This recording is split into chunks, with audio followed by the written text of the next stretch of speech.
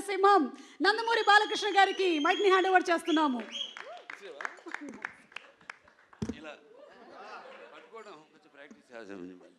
అందరికీ నమస్కారం. ఈరోజు మన డాకు మహారాజ్ మీ యొక్క ట్రైలర్ రిలీజ్కి ఇచ్చేసిన పాత్రికేయ సోదరులందరికీ, ముఖ్యంగా ప్రింట్ అండ్ ఎలక్ట్రానిక్ మీడియా వారి అందరికీ నా హృదయపూర్వక కళాభివందనాలు తెలియజేసుకుంటున్నాను. ఈ ఫంక్షను నేను అక్కడ అనంతపూర్లో జరుపుకోవాల్సింది, కానీ మన తిరుమలలో ఈ ముక్కోటి ఏకాదశి సందర్భంగా అక్కడ ఈ తొక్కిసలాటలో కొందరు శివైక్యం కావడం, లింగైక్యం కావడం ఎంతో కలవరపరిచింది. ఎంతో బాధాకరమైన విషయం. అక్కడ జరగవలసింది కాదు, అందుకని దాన్ని అక్కడ రద్దు చేసి ఈరోజు ఇక్కడ జరుపుకోవడం జరుగుతుంది. సరే, లింగైక్యం శివైక్యము పరమపదించిన వారందరూ వారి యొక్క ఆత్మలు శాంతించాలని వారి కుటుంబ సభ్యులందరికీ నా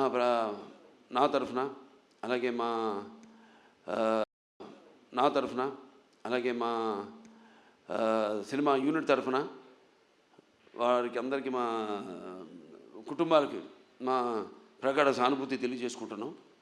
ముఖ్యంగా అనంతపూర్ అంటేనే రాయలసీమ డైలాగ్ ఉంది ఇందులో. రాయలసీమ కా నామ్ సునా ఓ మేరా అడ్డా. ఎంతోమంది నిన్న ఎంతో ఆతురతగా ఎదురు చూస్తూ ఉన్నారు ఈ ప్రోగ్రాం కోసం. ఎంతో వ్యయ ప్రయాసాలు కోర్చి ఎంతో దూరం నుంచి కూడా వాళ్ళు రావడం, ఆ పక్క కడప కానివ్వండి, కర్నూలు కానివ్వండి, ఒకటని కాదు, అటు చిత్తూరు కానివ్వండి, అనంతపూర్ కానివ్వండి, లేకపోతే మిగతా ప్రాంతాల నుంచి కానివ్వండి, ఇటు తెలంగాణ నుంచి కానీ అబ్బాయిలందరూ తరలి వచ్చారు అక్కడికి. పేరున వాళ్ళందరికీ ముఖ్యంగా అక్కడ ఇంతవరకు మన రాష్ట్ర అధికారంలో ఉన్నప్పుడు తెలుగుదేశం మొదటిసారి రాష్ట్ర విభజన తర్వాత అక్కడ లైబ్రరీ చైర్మన్ సోదరుడు గౌస్ మొహిద్దీన్కి, అలాగే హెల్పింగ్ హ్యాండ్స్ అనంతపూర్ జగన్ గారికి, అలాగే శ్రీధర్ గారికి, అలాగే చిరంజీవి గారికి, మిగతా అందరూ నా కన్వీనర్ సంద ఉన్నారు, సతీష్ తిలకు, శ్రీధర్ గారు, వాళ్ళందరూ కూడా అందరికీ వాళ్ళు నచ్చజెప్పి ఇలా ఎందుకు మనం చేయాల్సి వచ్చిందో వాళ్ళందరూ శాంతపరిచినందుకు, వాళ్ళ ఆవేశాన్ని చల్లబరిచినందుకు, ఎప్పుడూ ఒక క్రమశిక్షణ కలిగిన సైనికులు నా అభిమానులు. భావస్థురాణి జన్మాంతర సౌహృదాణి అంటారు. పోయిన జన్మలో ఎంతోమందితో పరిచయం ఉన్నా ఈ జన్మలో ఒకళ్ళని దాన్ని పొందగలుగుతాం.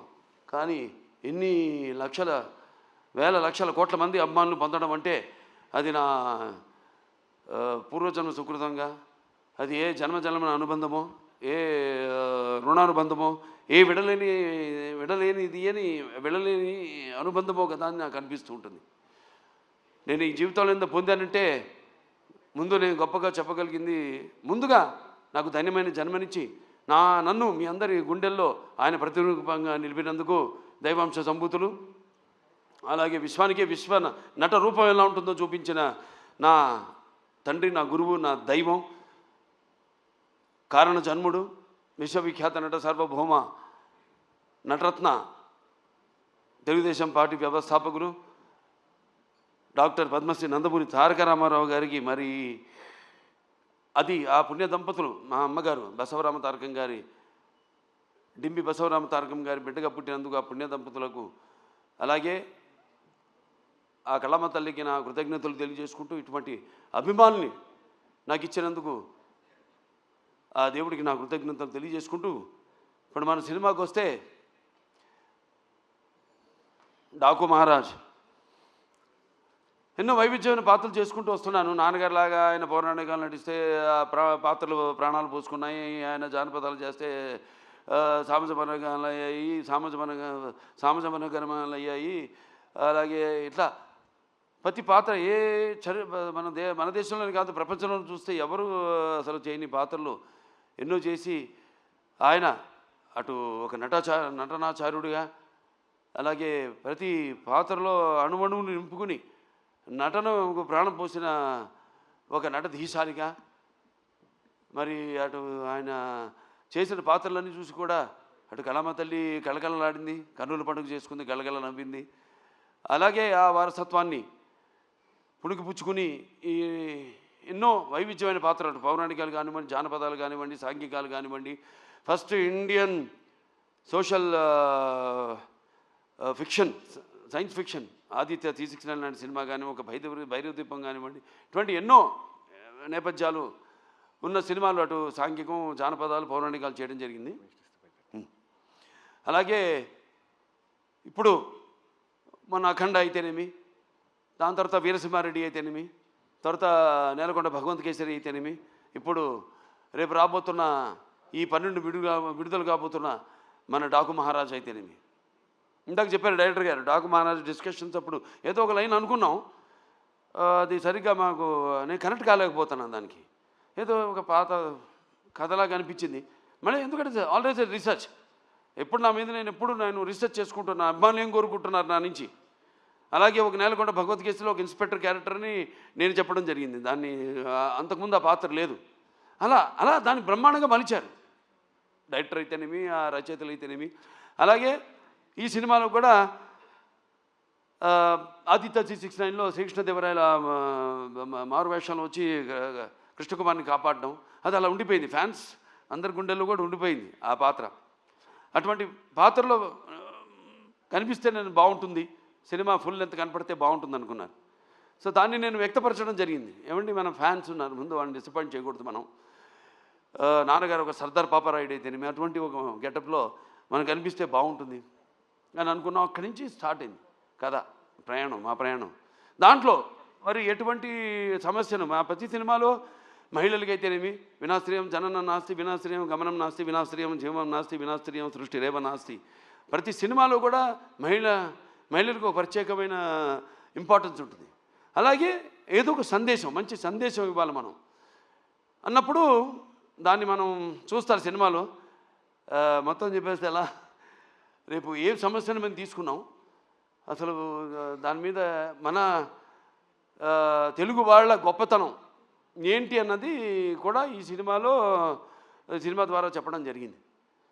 ఇలా ఒక కథను బ్రహ్మాండంగా మళ్ళీ డైరెక్టర్ గారు దాన్ని కన్సీవ్ చేసుకుని, మళ్ళీ ఆయన టీము మోహన్ కృష్ణ గారు అంతా ఉన్నారు, అందరు కలిసి ఒక బ్రహ్మాండంగా ఉన్న కథగా దాన్ని రూపొందించారు. అదే మన డాకు మహారాజ్.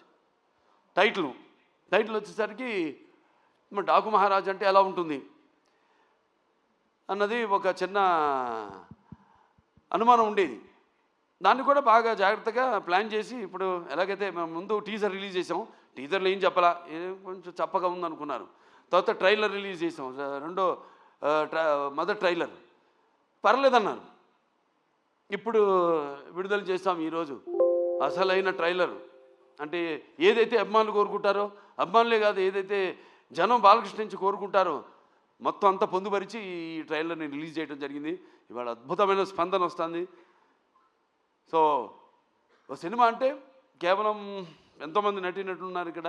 నాతో పాటు నటించిన ఒక ప్రజ్ఞా జైస్వాల్ అయితేనేమి అఖండాలో చేసింది నాతో, అలాగే శ్రద్ధా శ్రీనాథ్, అలాగే ఊర్వశి రౌతెల, అందరూ కూడా ఇప్పుడు వాళ్ళ పాత్రలు ఎంతో అద్భుతంగా, అంటే అటు కేవలం గ్లామరే కాదు, పర్ఫార్మెన్స్. ఆవిడంతా ఇందాక మన కెమెరామెన్ గారు ఉన్నారు ఇక్కడ, విజయ్ కార్తిక్ గారు, ఎంతో అద్భుతంగా సినిమాని చూస్తున్నారు మీరు. ఆ సినిమాలో కూడా లైటింగు స్కీము, ఒక లైటింగ్ స్కీమ్ అంటూ ఉంటుంది.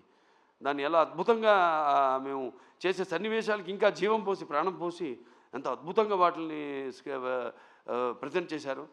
డైరెక్టర్ అండ్ కెమెరామెన్ నా దృష్టిలో ఒక భార్యాభర్తలు అంటాడు. అంటే ప్రభుత్వం లాగానే, ప్రభుత్వం ఏముంటుంది, ఎన్నో స్కీమ్స్ అనుకుంటుంది, కానీ దాన్ని ఇంప్లిమెంట్ చేసేది ఎవరు? బ్యూరోక్రాట్స్.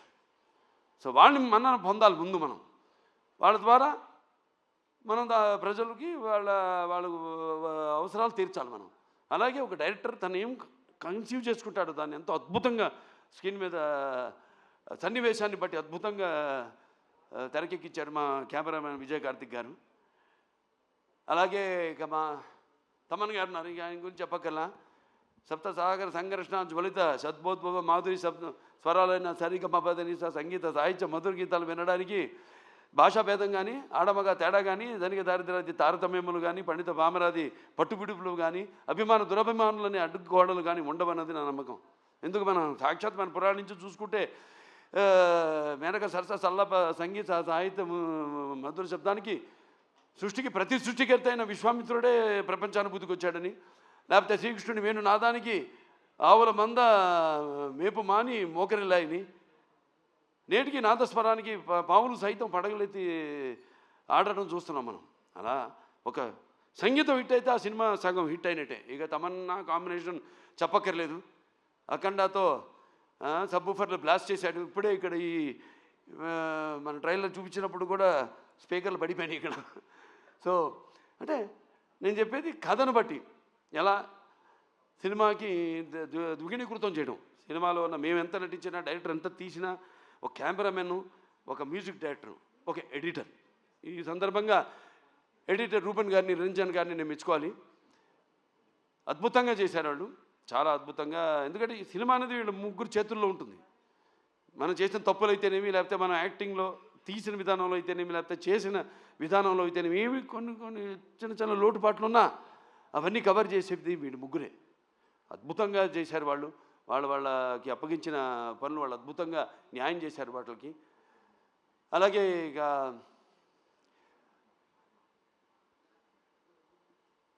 ప్రజ్ఞ జైస్వాల్ పాత్ర చాలా అద్భుతమైన పాత్ర. ఏదైతే ఆవిడకి ఉందో ఇమేజ్, మా కాంబినేషన్లో ఏదైతే ఉందో, ఆవిడ అన్ని పాత్రలకి సరిపోతాను నేను అంట్లా. కాకపోతే మా కాంబినేషన్ ఒక గౌరవం ఉంది, మా ఇద్దరి కాంబినేషన్కి ఒక ప్రత్యేకమైన స్థానం ఉంది. మేము కనబడితే ఒక హుందాతనం, ఒక ఆరాధనా భావం కలుగుతుంది ప్రజల్లో. దాన్ని మేము అలా ఇక్కడ దాన్ని ఆ పాత్ర అలా వచ్చింది.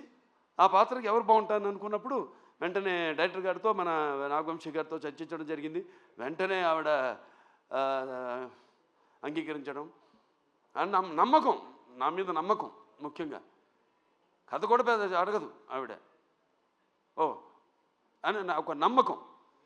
అలాగే ఇక మా శ్రద్ధా శ్రీనాథ్ గారు ఉన్నారు. ఇక very versatile and very potential artist.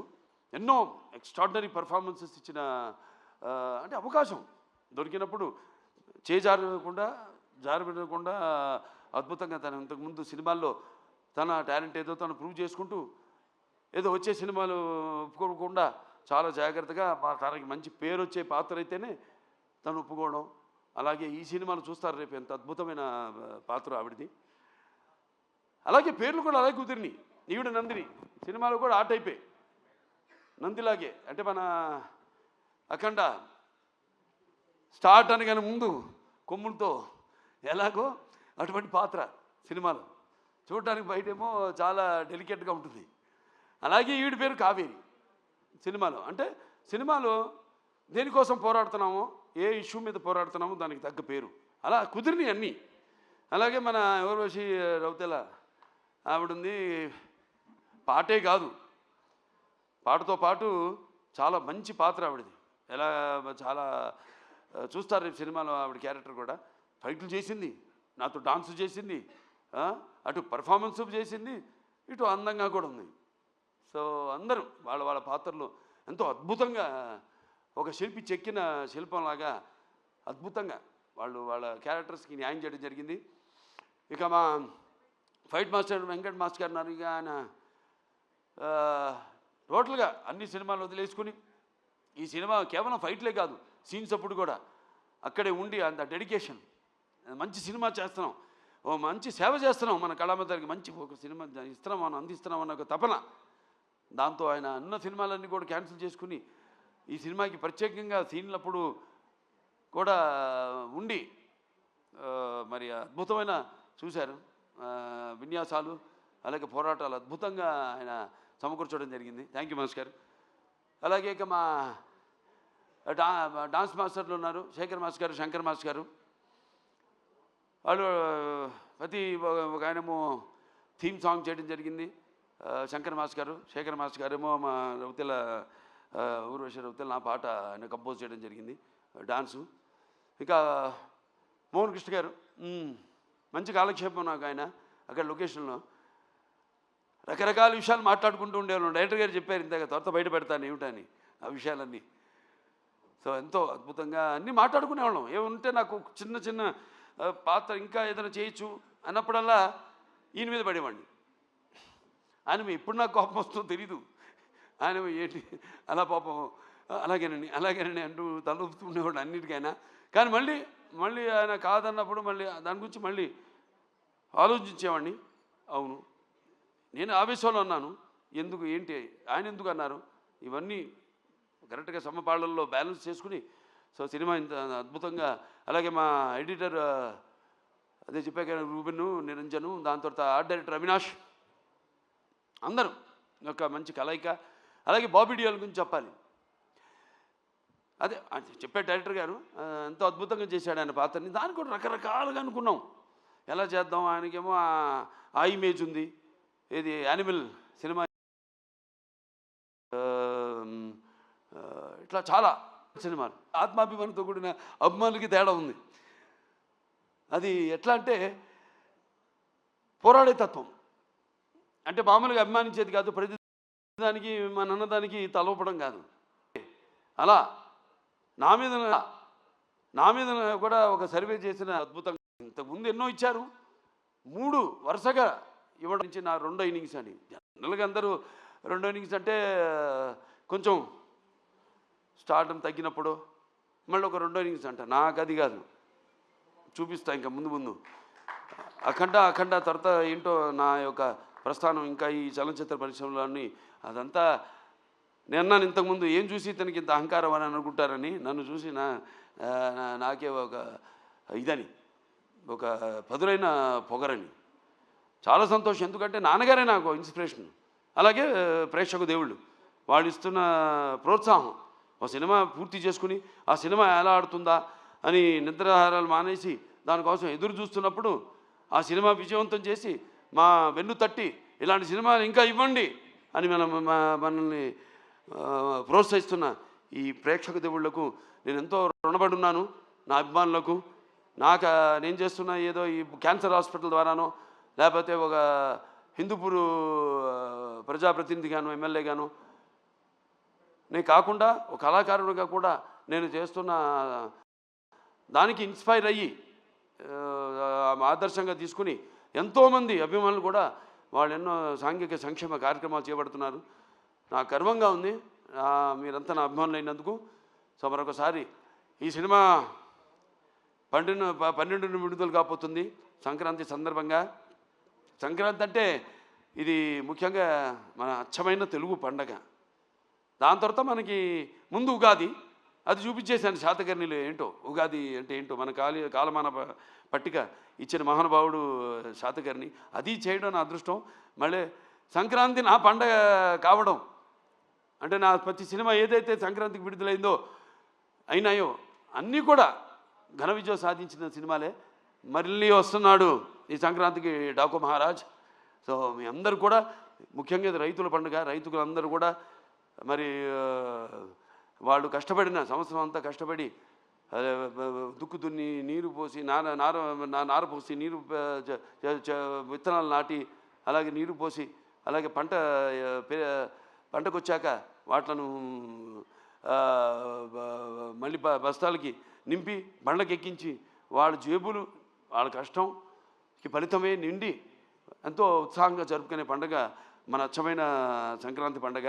అలాగే ఈ గొబ్బెమ్మలతో, ఈ భోగి మంటల వెచ్చతనంతో, అలాగే హరిదాసుల కీర్తనలతో, అలాగే పిండి వంటలతో, కొత్త కొత్త బట్టలతో, అల్లుళ్ళు